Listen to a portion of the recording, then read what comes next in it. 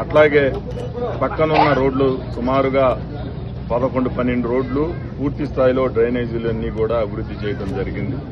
3.5 కోట్ల రూపాయలతో అభివృద్ధి జరిగిన ఈ రోడ్లన్నీ కూడా ఈరోజు ప్రారంభోత్సవం చేయడం జరిగింది.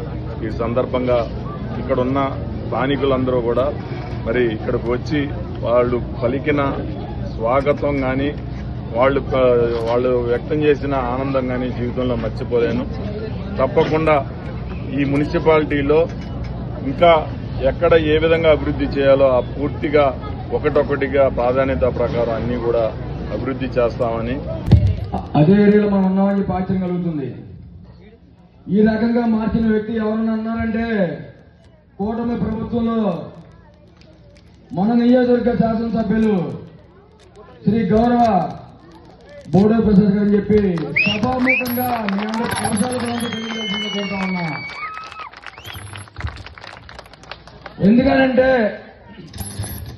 చాలా మందిని శాసనసభ్యులు చూస్తుంటాం. మన నియోజకవర్గంలోనే ఎంతో మంది శాసనసభ్యులు చూస్తుంటాం.